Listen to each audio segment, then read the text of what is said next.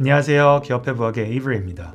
오늘 아침에 엔비디아가 2분기 실적을 발표하고 주가가 장외 거래에서 500불을 넘어갔거든요. 근데 이 실적 발표에서 되게 재밌는 내용들이 많이 나왔어요. 2분기 실적이 엄청나게 나온 거는 다들 알고 계실 것 같고, 그것뿐만이 아니라 이제 3분기 실적 가이던스, 그리고 좀 중기적으로 좀 매출의 방향성, 이런 부분들을 짚어볼 수 있는 내용들이 나와가지고 이런 부분들을 좀 시청자 여러분이랑 쉐어를 하면 좋겠다 생각을 해가지고 이렇게 영상을 찍게 됐습니다.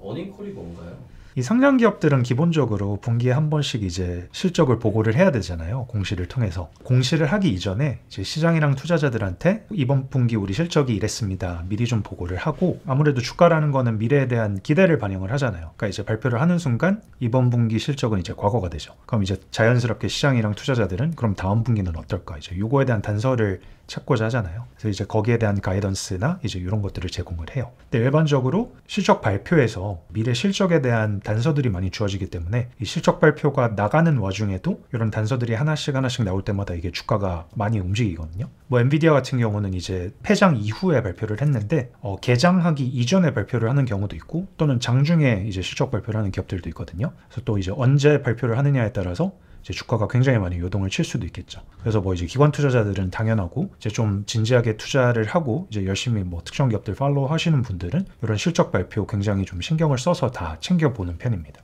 자, 그러면 이제 엔비디아 2분기 실적을 한번 해부를 해보려고 하는데, 우선은 이 주가가 500불이 넘어갔잖아요. 왜 이렇게 올라갔을까? 거기에 대해서 한번 먼저 보도록 할게요.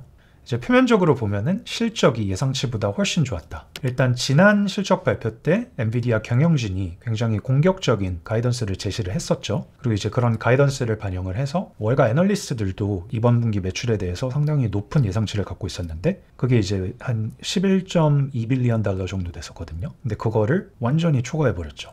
어떻게 이렇게 매출을 초과 달성을 했나 보면은, 이 데이터 센터 사업부 매출이 전분기 대비해서 2배 넘게 증가하면서 이 전체 총 매출이 전분기랑 비교했을 때는 88%, 그 다음에 작년 동기랑 비교했을 때는 101% 성장을 했습니다. 자, 매출이 이렇게 증가한 거는 당연히 호재인데, 얼마만큼 이익률이 증가했는지 이 부분도 같이 봐줘야겠죠. 매출 총이익률을 보면은 작년 동기 대비해서 무려 26.6% 포인트 상승해서 70%가 넘었습니다. 이렇게 증가할 수 있었던 이유는 이제 예전 엔비디아 영상에서도 말씀을 드렸었는데, 이 작년에 RTX 30 시리즈를 좀 초과 생산을 하게 되면서 악성 재고가 많이 쌓였었어요. 그런 이제 재고 자산 관련 이제 일회성 비용이 있어가지고 작년에 그 이익률이 굉장히 낮게 나왔었는데, 그런데 올해는 이제 그런 일회성 요인이 사라지면서 이익률이 확 올라온 모습입니다. 이 영업이익 같은 경우도 이 작년 2분기에는 7.4%였거든요. 근데 그게 이번에는 50.3%로 말도 안 되게 급상승했습니다. 자, 그럼 이제 2분기 실적이 굉장히 좋았다는 거는 봤으니까, 근데 아까도 말씀드렸듯이 이거는 이제 발표된 순간 이미 과거고, 이제 3분기에 얘네가 또 얼마나 잘할 수 있을 건가, 이제 그 부분을 봐봐야겠죠. 그래서 실적 발표에서 이제 요거랑 관련된 부분이 나오거든요. 그 부분 한번 같이 들어볼게요. For Q3, total revenue is expected to be $16 billion, plus or minus 2%. We expect sequential growth to be driven largely by data center, with gaming and ProViz also contributing. GAAP and non-GAAP gross margins are expected to be 71.5% and 72.5%, respectively. 자, 2분기 매출이 13.5 billion dollars였어요. 이것도 이제 기존의 가이던스를 초과하는 엄청난 매출이었잖아요. 근데 3분기 매출 가이던스는 거기서 무려 20%나 더 상승한 16 billion dollars라고 합니다. 말도 안 되는 수치처럼 보여요. 그리고 이제 GP 마진 같은 경우는 70% 정도였는데, 그것도 71.5%로 그렇게 큰 폭은 아니지만 어쨌든 더 상승한다고 합니다. 이번 실적 발표를 하기 이전에 3분기 매출에 대한 월가 애널리스트들의 예상치는 12.6 billion dollars였어요. 엄청나게 이제 가이던스가 상승을 한 거죠. 그리고 매출 총이익률은 71.5% 정도가 될 거라고 했는데, 이거는 사실 반도체 기업이라고는 생각하기 힘들 정도로 높은 수준입니다. 이 반도체 산업 평균이 50% 정도 되거든요. 그러니까 그거보다 훨씬 높죠, 지금. 지난번 그 다모다란 교수님의 엔비디아 영상에서 설명을 드렸듯이 엔비디아는 자기네들이 이제 파는 그 GPU를 직접 생산을 하지 않거든요. TSMC에 위탁 생산을 하죠. 그렇기 때문에 이 비용을 절감하는 데 한계가 있을 수밖에 없어요. 만약에 이 회사가 직접 생산을 한다고 하면은 그 이제 생산 과정에서 뭔가 여기저기서 비용을 세이브를 해갖고 마진율을 올릴 수가 있을 텐데 얘네는 이제 자기네가 생산을 하지 않기 때문에 사실상 마진율을 올리려면은 가격을 높여서 파는 수밖에 없어요. 근데 뭐 사실 지금도 엔비디아 카드들이 말도 안 되게 높은 가격에 팔리고 있잖아요. 그래서 아마도 여기서 더 가격을 올려서 팔기는 조금 힘들 것 같다는 생각이 있습니다. 그래서 지금 이제 엄청나게 높은 이익률을 거두고 있지만 여기서 추가적으로 더 올라갈 수 있을까에 대해서 생각을 해보면은 추가적으로 올라갈 수 있는 마진은 아마 굉장히 적지 않을까 이런 생각입니다. 그리고 또 이번 실적 발표에서 경영진이 그 이사회로부터 $25 billion 규모의 이 자사주 매입 프로그램을 허가를 받았다라는 발언을 했는데 이게 일부 사람들이 이거를 보고 아 이거 엄청나게 호재다 이렇게 생각을 하는 것 같더라고요. 그러니까 뭐 물론 자사주 매입 프로그램 허가를 받았다 이게 주주 입장에서 당연히 나쁜 일은 아니죠. 근데 이게 전혀 특별한 건 없는 거거든요.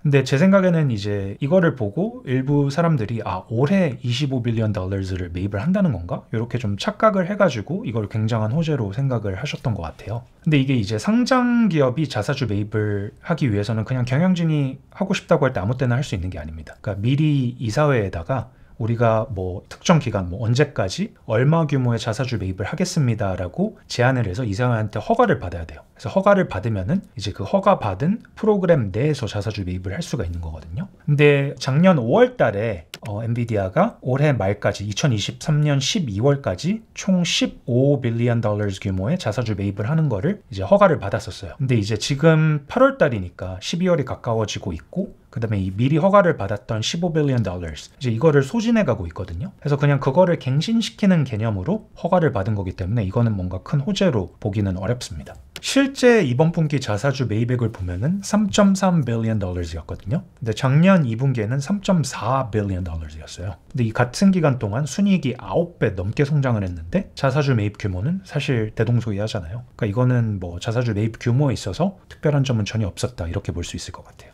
또 이번에 이제 새롭게 허가받은 $25 billion의 자사주 매입 프로그램을 보면은 여기 보면은 without expiration이라고 돼 있죠. 그러니까 이거는 이제 기한이 없는 거예요. 이 작년에 받았을 때는 2023년 12월까지라는 기한이 있었죠. 그러니까 이거는 그때까지 허가받은 액수 내에서 자사주 매입을 다 못하면은 남은 거는 그냥 날아가는 거예요. 근데 이거는 이제 기한이 없기 때문에 언제까지 25 빌리언의 자사주 매입을 하겠다. 여기에 대해서는 사실 주어진 단서가 전혀 없습니다. 그러니까 사실 이론적으로 보면은 매년 굉장히 찔끔찔끔 해 나갈 수도 있다는 거죠. 기한이 없는 게 안 좋은 거냐? 뭐 그렇게 볼 필요는 없을 것 같아요. 엔비디아는 아마 저희들 다 동의하겠지만 엄청난 성장주잖아요. 근데 성장을 하려면 기업은 필연적으로 투자를 할 수밖에 없습니다. 경영진이 봤을 때 이 높은 경제적 가치를 올릴 수 있을 거라고 기대되는 뭐 프로젝트나 아니면 M&A가 있다면 당연히 거기에 투자를 해서 거기서 이제 더 높은 수익률을 이끌어내는 게 결과적으로는 주주한테도 좋은 거잖아요. 지금 나한테 $100 million 주는 것보다 그거 투자해가지고 얘가 뭐 한 3, 4년 동안 막 30%, 40% 수익률을 올릴 수 있다. 그러면은 그렇게 3, 4년 뒤에 3, 40% 수익률을 올린 다음에 더 이익이 많이 나오는 거를 기반으로 저한테 돌려주는 게 더 좋은 거잖아요. 그래서 이거는 안 좋은 걸로 볼 필요는 없지만 이 25 빌리언 자사주 매입 프로그램 때문에 주가가 올라갔다고 보는 거는 그거는 아니라고 생각합니다.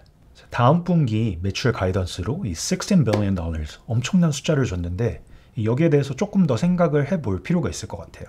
일단 이게 엄청나게 높은 수준이라는 거는 이미 말씀을 드렸잖아요. 근데 이 엔비디아가 지금 시총이 $1 trillion 클럽에 있는 회사인데 이게 $16 billion으로 간다고 하면은 전년 동기 대비 매출이 170% 성장하는 거거든요. 1.7배가 아니라 170% 성장이니까 2.7배가 된다는 겁니다. 말도 안 되는 성장률이잖아요. 이 정도 규모가 되는 회사가 이렇게 성장을 한다. 그렇기 때문에 이거를 그냥 회사가 16 billion 했다고 그래서 그냥 그거를 액면가 그대로 받아들이는 것보다는 저희가 조금 더 생각을 해봐야 될 것 같아요. 근데 일단은 이 엔비디아 가이던스가 과거에 보면은 좀 보수적으로 가이던스를 주는 경향이 있거든요. 뭐 2분기에도 아까 말씀드렸듯이 원래 가이던스가 $11 billion이었잖아요. 근데 이제 실질적으로는 $13.5 billion가 나왔죠. 근데 2분기뿐만이 아니라 그거보다 이제 더 과거에도 보시면은 이 자료 화면에 나가는 것처럼 계속 아웃퍼폼을 했었습니다. 물론 여기서는 이제 비교 대상이 경영진 가이던스는 아니고 월가 애널리스트들의 예상치인데 월가 애널리스트들의 예상치가 경영진 가이던스를 기준으로 잡히기 때문에 사실상 프록시라고 보셔도 괜찮을 것 같아요. 그래서 이렇게 과거를 보면은 좀 보수적으로 가이던스를 주는 그 트랙 레코드가 있었기 때문에 좀 숫자만 보면은 말도 안 되는 것 같은데 왠지 엔비디아라면은 할 수 있을 것 같아 이런 느낌이 들기는 해요. 조금 더 쪼개서 생각을 해보도록 할게요. 이 2분기 매출을 보면은 이 전체 매출에서 75% 이상이 이 데이터 센터 사업부에서 왔거든요. 여러분도 다 알다시피 엔비디아가 과거에는 사실 게이밍용 그래픽 카드 만들던 회사였잖아요. 그래서 2021년까지만 해도 전체 매출의 거의 50% 정도가 게이밍 사업부에서 왔었는데 이제는 뭐 완전히 데이터 사업부에 밀려서 쩌리가 됐죠. 그러니까 결국 우리가 3분기에 이 16 billion이라는 가이던스가 달성 가능한지 보려면은 이 데이터 센터 사업부의 매출이 얼마나 성장해 나갈 수 있을지 이 부분에 대해서 한번 생각을 꼭 해봐야겠죠. 그리고 이 데이터 센터의 사업부 매출이 계속 성장해 나갈 수 있을지에 대해서 판단을 해보려면은 이 데이터 센터 사업부의 주요 고객사들이 AI 쪽에 계속 투자를 지속해 나갈 수 있을지 없을지 이 부분에 대해서 보면은 우리가 판단을 하는 데 도움이 되겠죠. 이 실적 발표 뒤에 월가 애널리스트들이 이제 뭐 시장이나 투자자들이 관심을 가질 만한 요소들에 대해서 질문을 하는데 이제 그 부분에서 이것과 관련된 내용이 나왔거든요. 그래서 이 부분 한번 같이 들어보도록 할게요. Yeah, just give us your sense of how sustainable is this demand as we look over the next 1 to 2 years? So, if I take your implied Q3 outlook of data center, 12, 13 billion, what does that say about how many servers are already AI accelerated? Where is that going? So just give us some confidence that the growth that you are seeing is sustainable into the next 1 to 2 years.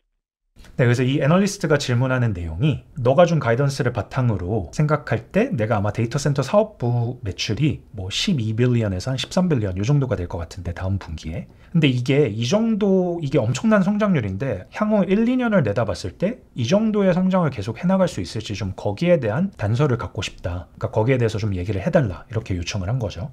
There's about $1 trillion worth of data centers, call it $250 billion of capital spend each year. You're seeing that data centers around the world are taking that capital spend and focusing it on the two most important trends of computing today: accelerated computing and generative AI. And so I think this is not a near-term thing. This is a long-term industry transition.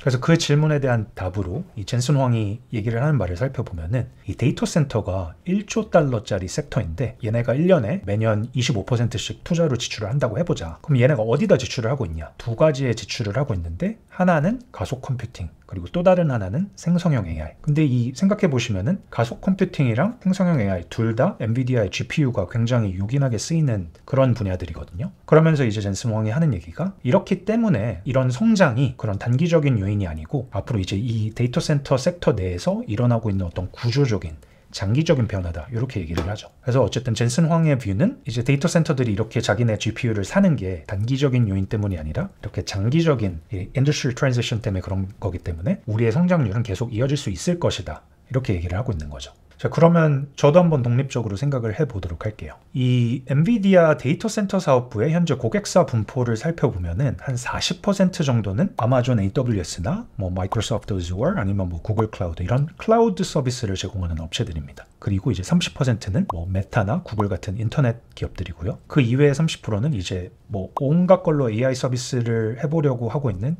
다른 기업들입니다. 이런 주요 고객사들 중에서도 이제 실적 발표하는 내용을 살펴보면은 자기네들이 뭐 AI나 클라우드 쪽에 지출을 어떻게 하겠다 이제 이런 내용이 발표가 되는 경우가 있거든요. 그래서 이제 그런 부분을 좀 살펴보면은 이런 주요 고객사들이 앞으로 이런 AI 쪽에 지출을 늘릴 걸로 계획을 하고 있는지 아니면 줄일 걸로 계획을 하고 있는지 이런 부분들을 보면은 우리가 엔비디아 매출이 앞으로 어느 정도 성장해 나갈 수 있는지 좀 가늠을 해볼 수 있겠죠. 그래서 찾아봤는데 뭐 아마존 같은 경우를 보면은 일단 생성형 AI가 뭐 세 가지 이제 주요 레이어를 갖는 걸로 보고 있는데 이 AWS는 이 모두에 굉장히 헤비하게 투자를 하고 있다고 합니다. 그리고 대형 모델을 훈련시키고 그 다음에 이 생성형 AI 애플리케이션을 개발을 하는데 EC2P5라는 인스턴스가 사용이 되고 있는데 이게 이제 엔비디아의 H100 GPU를 사용을 해서 작동이 되고 있다고 합니다. 그 뒤에 하는 얘기가 viable 옵션이 한 개밖에 없고 이 사실 시장에 있는 모든 사람들이 이거를 사려고 하기 때문에 구하기가 어렵다 이런 얘기를 하는데 여기서 말하는 그게 이 엔비디아의 GPU를 얘기를 하는 겁니다. 그래서 좀 전에 들었던 답변 부분을 보면은 젠슨 황이 앞으로도 우리 수요 계속 견조하게 증가를 할 것이다 이렇게 말을 했던 포인트가 있었는데, 이게 고객사 쪽에서도 이런 내용을 말하는 걸 보면은 이게 그냥 젠슨 황이 되게 근거 없이 그냥 되게 볼리시하게 생각을 하는 게 아니라 이게 실제로 고객사에서도 이런 부분을 컨펌을 해주는구나 이렇게 알 수 있습니다. 그 아마존 실적 발표 더 후반부 쪽에 보면은 그 아마존이 2023년도에 투자 지출을 얼마나 할 건지에 대한 내용이 나오는데요. 이제 생성형 AI 그리고 대형 언어 모델 쪽에 투자를 더 해나갈 거라고 얘기를 하고 있습니다. 근데 이게 보면은 그냥 전체적으로 투자를 더 하면서 이쪽도 투자를 더 하는 게 아니라 아마존의 어떻게 보면 주력 사업이라고 볼 수 있는 이 리테일 쪽 사업 투자 지출은 축소를 해 나가는 와중에도 이런 AI 쪽에 투자를 더 해 나간다는 거는 그만큼 이 아마존에서도 이쪽 분야를 중요한 분야로 생각을 하고 있구나, 이제 이런 힌트를 볼 수가 있겠죠.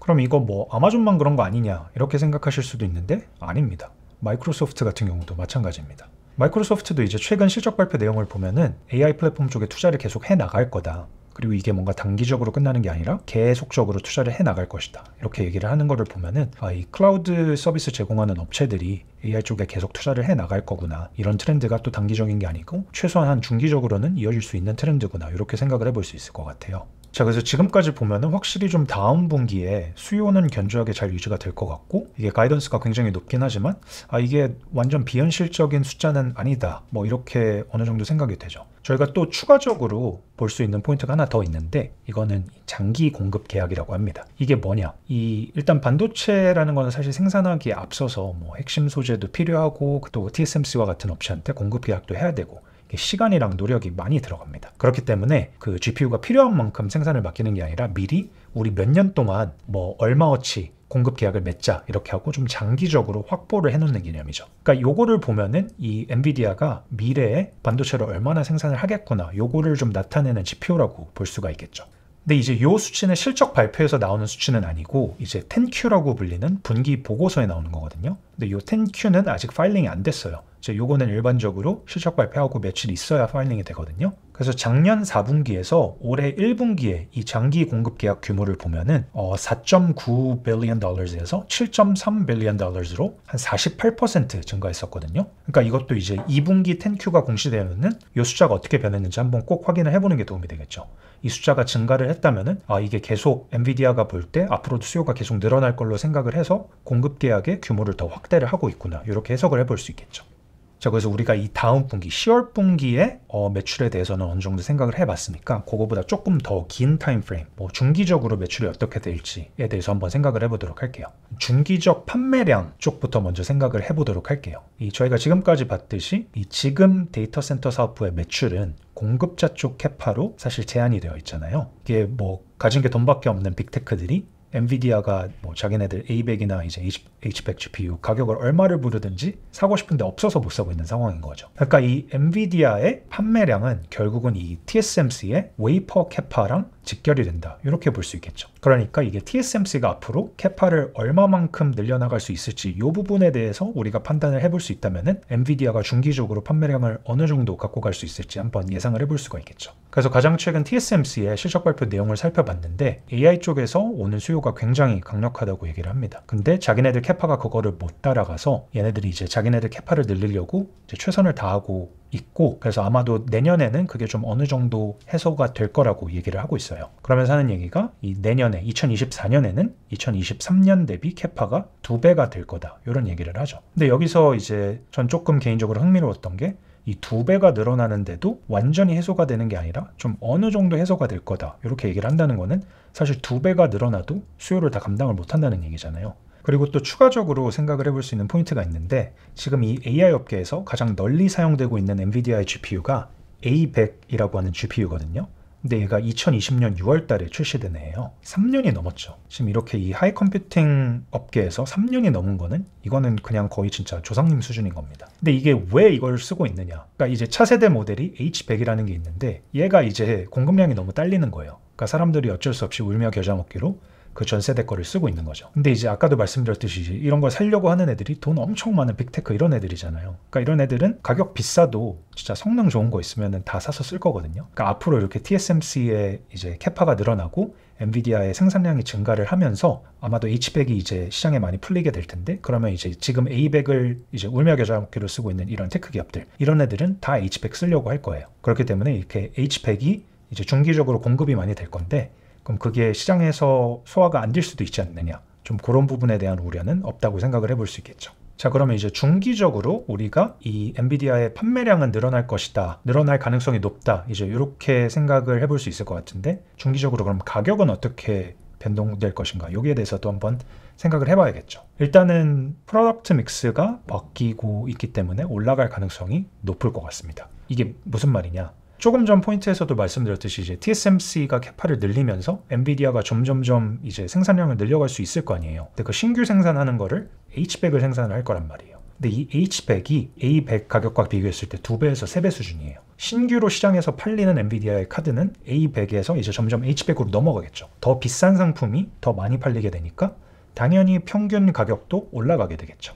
근데 그러면은 이게 공급량이 늘어나면은 기본적으로 이 시장 경제의 원칙에 따라서 공급이 늘어나면 가격은 감소해야 되지 않느냐, 이렇게 생각을 하시는 분들도 있을 것 같은데, 아까도 우리가 여러 차례 확인을 했듯이 사실 엔비디아는 요 AI용 GPU 업계에서는 사실 거의 독점적인 포지션을 갖고 있기 때문에 경쟁이 없습니다. 그래서 공급량이 늘어나기는 하지만 가격이 내려가지 않으면서도 그 늘어나는 공급량을 시장이 다 소화를 할 수 있을 것이다, 이렇게 판단해 볼 수 있을 것 같습니다.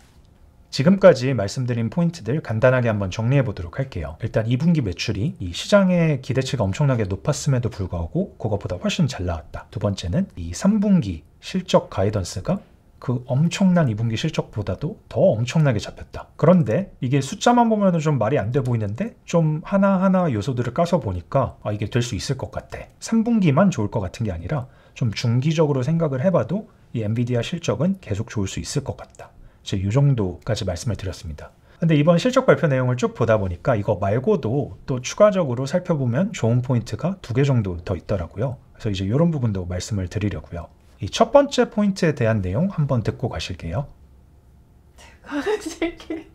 But could you maybe talk to us about how you're seeing the inference market segment between small model inference and large model inference, and how your product portfolio is positioned for that? Thanks. 그러니까 이 질문 내용을 보면은 이 AI 쪽의 인퍼런스 시장을 볼 때 이제 얘가 소형 모델 인퍼런스 그리고 대형 모델 인퍼런스 이렇게 나뉘는데, 이제 요 둘 사이에 분배가 어떻게 될 것인가, 그 다음에 너는 이제 요 인퍼런스 마켓을 공략하기 위해 이제 어떤 프로덕트를 갖고 있냐, 이거를 물어본 거거든요. 이게 이 배경 지식을 조금만 말씀드리자면은 이 AI 모델을 개발하는 데는 크게 이제 트레이닝이랑 인퍼런스 이렇게 두 가지 단계가 있거든요. 이 트레이닝은 뭐 이전 영상에서도 많이 말씀드렸던 이 대규모 데이터를 이제 밀어 넣어가지고 AI 모델이 이제 그 데이터들 사이의 규칙을 학습을 하는 단계고, 그 다음에 이 inference는 이제 한국말로 하면 추론이죠. 그러니까 내가 그 습득한 규칙들을 기준으로 뭔가 내가 학습하지 않은 새로운 데이터가 주어졌을 때 이게 어떤 거다, 이렇게 추론을 하는 걸 연습하는 과정이에요. 과거에 보면은 이 추론 쪽에는 GPU가 아니라 CPU가 많이 쓰였습니다. 근데 이런 이제 대형 언어 모델이 점점 더 커지고 복잡해짐에 따라서 자연스럽게 이 추론 쪽도 계속 지금 더 많은 컴퓨팅 파워가 필요해지고 있는 상황이거든요. 그래서 이제 기존에는 CPU가 해오던 게 이제는 더 이상 CPU가 하기 벅차지고 있는 상황입니다. 이 질문에서 보면은 이 소형 모델 인퍼런스, 이제 이쪽은 CPU로도 처리하는데 무리가 없는 그런 부분들이 되겠죠. 그 다음에 이제 대형 모형 인퍼런스, 이제 이쪽은 앞으로 점점 더 CPU가 처리를 하기 어려워질 거고, 그런 만큼 이제 기존에는 이 CPU가 장악하던 시장이 앞으로 이제 좀 엔비디아처럼 GPU를 생산하는 기업들한테 또 넘어갈 수 있지 않을까. 그래서 좀 이 사람의 이제 중장기적으로 이 시장에서 얼마나 매출을 올릴 수 있을 것인가, 좀 거기에 대한 단서를 얻으려고 이런 질문을 한 거죠. What happens is you create these large language models and you create as large as you can, and then you derive from it smaller versions of the model. When you see these smaller models, it's very likely the case that they were derived from or distilled from or learned from larger models. 이제 거기에 대한 이 젠슨 황의 대답은 이런 소형 모델을 만드는 게 아니라, 그러니까 처음에 모형을 만들 때 최대한 크게 가능한 크게 만든 다음에 이제 그거를 기반으로 해서 그 아래 이제 조그만 모형들을 거기서 이제 추출을 해서 만든다고 얘기를 하는 거죠. 그러니까 젠슨 황이 결국 하는 얘기는 지금까지는 이 인퍼런스 모델 자체가 다 작았기 때문에 GPU를 쓸 필요가 없었는데 앞으로는 이런 인퍼런스 모델들도 다 커질 거고 그렇기 때문에 CPU보다 GPU의 영향력이 더 커질 거다. 그렇다고 해서 뭐 더 작은 모델이 필요가 없어지는 건 아니지만 그 이제 작은 모델들은 GPU가 더 잘하는 이런 큰 인퍼런스 모델을 만들어 놨던 거에서 그냥 추출을 해가지고 만들어 나가는 거기 때문에 간접적으로는 앞으로는 이제 GPU의 영향력이 더 커질 것이다. 이렇게 얘기를 하고 있는 것 같아요. 근데 이 시장에서는 이쪽 추론 시장의 전체 시장 규모가 이 트레이닝에 2~3배까지 성장을 할 수 있다 이런 시각도 지금 있거든요. 그러니까 만약에 그렇다고 한다면은 지금 엔비디아가 이쪽에서 점유율이 굉장히 낮은 상태인데 이거를 뭐 나중에 진짜 뭐 20~30% 혹은 그 이상으로 올릴 수 있다면은 이쪽에서 엄청난 추가적인 성장을 기대해 볼 수도 있겠죠.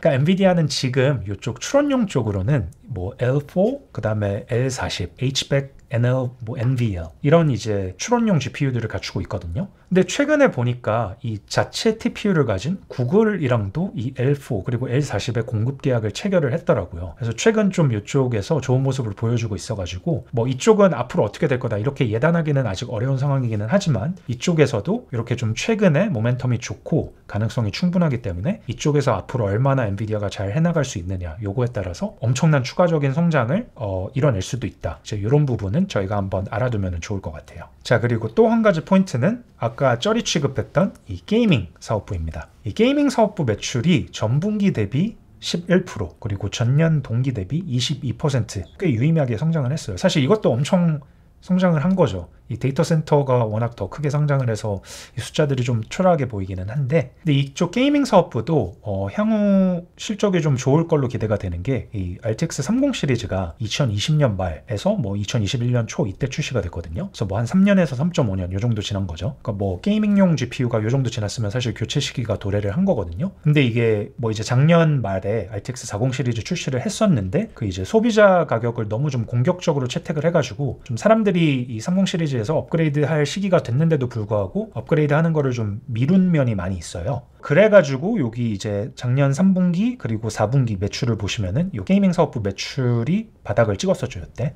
그런데 지난 2분기에 이 RTX 4060 그리고 4060 Ti를 출시를 했거든요. 얘네들이 이제 제일 가격대가 낮고 메인스트림으로 이제 여겨지는 모델들이어서 이제 그동안 가격 때문에 업그레이드를 못하던 사람들이 이제 좀 사기 시작을 한 거죠. 이거보다 이제 더 고가 모델들도 좀 시장 가격이 계속 조금씩 감소를 하면서 그동안 이제 업그레이드를 미뤄오던 사람들이 이제 계속 새로운 이제 40 시리즈 GPU를 사고 있는 상황입니다. 그리고 이런 부분은 이제 그 재고 자산 쪽에서도 확인을 해볼 수 있거든요. 이 엔비디아가 작년에 수요 예측 미스를 하면서 이 RTX 30 시리즈를 이 실제 수요 대비 너무 많이 생산을 했었어요. 그래갖고 악성 재고가 굉장히 많이 쌓였었는데 이 재고 자산 추이를 보시면은 2021년부터 되게 크게 증가를 했었죠. 근데 그러다가 지난 분기에 처음으로 감소를 했고요. 그 다음에 이번 실적 발표를 보면은 지난 1분기보다도 더 떨어진 모습을 확인을 할 수 있습니다. 그러니까 2분기 연속 이제 감소를 한 거죠. 그러니까 이게 지난 분기에 잠깐 그냥 뭐 일회적인 요인 때문에 한 번 감소된 게 아니라 이제 감소 추세로 돌아섰구나 이렇게 판단을 해볼 수 있을 것 같아요. 그럼 이제 이런 감소 추세가 앞으로도 계속될 수 있을 것인가? 저는 될 수 있을 거라고 생각을 합니다. 이게 뭐 사실상 경쟁 제품이 이 AMD의 RX 7000 시리즈밖에 없는데 가성비랑 기술력이 엔비디아 RTX 40 시리즈에 비해서 좀 많이 뒤처지는 상황이에요. 뭐 이제 게임 하는 분들은 알겠지만 이 레이트레이싱 쪽이나 아니면 이제 그 엔비디아의 DLSS가 AMD FSR 대비 훨씬 월등한 성능을 보여주거든요. 그리고 또 이제 AMD 쪽은 항상 있어왔던 이 소프트웨어 이슈도 있기 때문에 이게 사실 경쟁 압력이 굉장히 약한 상태다 이렇게 볼 수 있을 것 같아요. 그래가지고 지금 뭐 엔비디아의 외장 GPU 마켓시어가 한 80% 정도 되는데 저는 앞으로도 뭐 요 정도 수준을 계속 유지할 수 있을 거라고 생각을 합니다. 실적 발표를 들여다보는 컨텐츠 이번에 처음 해봤는데요. 이게 아까도 말씀드렸듯이 사실 주가에 굉장히 많은 영향을 줄 수 있는, 그러니까 투자자 입장에서 보자면 굉장히 중요한 이벤트입니다. 근데 이게 굉장히 많은 투자자분들이 이걸 이렇게 제대로 까서 보는 분들이 없는 걸로 알고 있어요. 근데 이게 굉장히 중요하기 때문에 꼭 제대로 잘 파악을 하셔야 되거든요. 물론 이제 뉴스 기사 이런 데 보면은 매출이 얼마 올랐다더라, 마진이 어떻다더라, 가이던스가 어떻게 나왔다더라 이런 표면적인 얘기는 전해주지만 사실 그 이외에 좀 더 들여다봐야 알 수 있는 저희가 이번 영상에서 다뤄드린 이런 좋은 내용들이 굉장히 많이 나옵니다. 그래서 앞으로도 이제 좀 시장에서 관심 많이 받고 있고 그 다음에 우리 구독자분들이 투자를 하셨거나 관심 있는 기업들 실적 발표가 있으면은 한 번씩 다뤄볼까 이렇게 생각을 하고 있어요. 그러니까 관심 있는 기업 있으면은 댓글에 많이 남겨주시길 바랄게요. 오늘 영상은 이렇게 마치도록 하겠습니다. 감사합니다. 구독과 좋아요 꼭 부탁드릴게요.